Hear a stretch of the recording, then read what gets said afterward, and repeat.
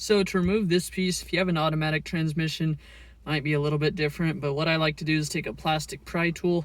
You don't want to use anything stronger just because you don't want to snap this piece. I like to grab it inside the shift boot, kind of pull up on it gently. As you can see, that kind of pops off. Unplug what's in your cigarette lighter and just kind of lift up on it, twist it out of the way. Then from there, it's just 2 screws. Once those 2 screws are out, just lift straight up on it. Then there's a wiring harness in the bottom that you push in on the middle, then pull out. Alright, now that that's out of the car, now we can go ahead and disassemble the unit. So obviously make sure everything is dry, then you're going to start on the bottom. Just flip it over. There's going to be 3 small Phillips screws here. 1, 2, and 3. Alright, now that those 3 are loose, they're all the same size, so it doesn't matter. Just pull up on this plastic shell. Next, grab it by this white piece and pull out the circuit board. Then you're going to see there's like this rubberized silicone piece of plastic. Careful not to tear it. It's pretty strong and durable though. Just gently pull that out. And be aware it has to slide over this little pin right here. And then looking under here, as you can see the buttons are still attached. There's a few more screws. There's only 3, and there's 1 here, 2, and 3. You can go ahead and gently pull up. And those 3 screws are also all the same size. And then lastly, you want to remove these pins. There's a total of 7 of them. So just take your fingernail. They rotate freely. And just go ahead and slide those out. Then I got those pins out. Now you can see it's empty in here. So to do the actual cleaning, you'd want to use something to clean it with. I'm not exactly sure. I'm just going to soak mine in water just because it's the universal solvent.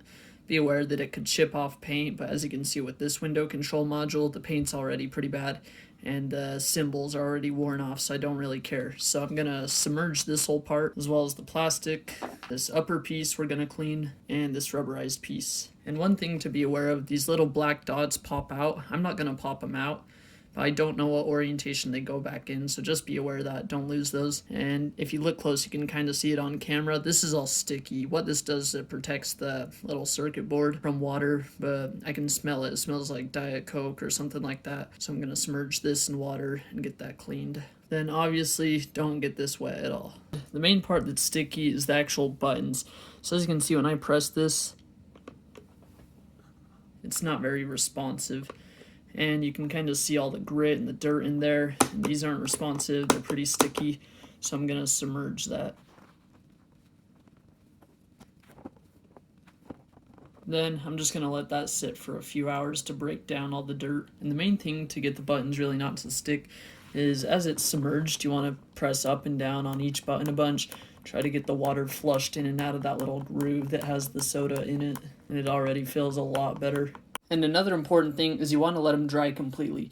So not just for like an hour, but I let these dry for 24 hours and I just put them in my car on my dashboard with a towel. The reason I did this is because the soda that was spilled in here, it had been there for months and it still hadn't evaporated. And I understand there's sugar and maybe water would evaporate over time, but I just wanted to be safe because this is meant to keep water in and keep all water out. So it works really well. And so make sure those are fully dry. Alright, so to reassemble it, just test all your buttons first. And then we're going to go ahead and put this piece on and flip it over. You want to put the 3 screws back in to lock that top plate on. Then with those 3 screws in, go ahead and put all your pins in. Doesn't matter because they're all the same. Then with those pins in, you want to put this rubber piece in. Make sure just to line it up properly. As you can see, this kind of looks like a snowman that goes towards the bottom. It'll only go in easy one way, just like that little pin pops through there, and then these 2 pop through the bottom. Then with all those in place, put your circuit board back in. And with the circuit board, you want to line up the 3 holes. So there's 1, 2, and 3. And as you can see there's 1, 2, and 3. Then from here, we can put our top cover back on. Make sure you have your 3 screws.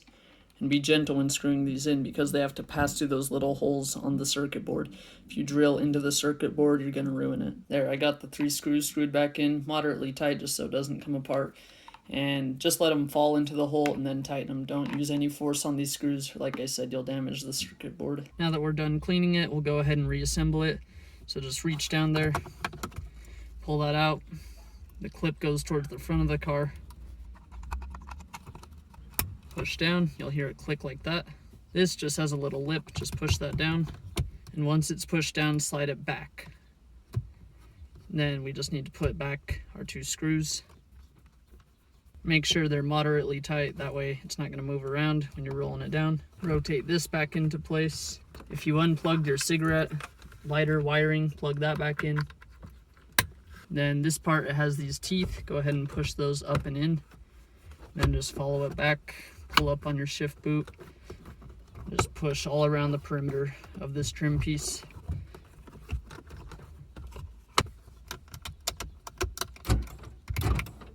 And you want to test it, obviously. Yeah, thanks for watching. Hope this helped. Subscribe for more.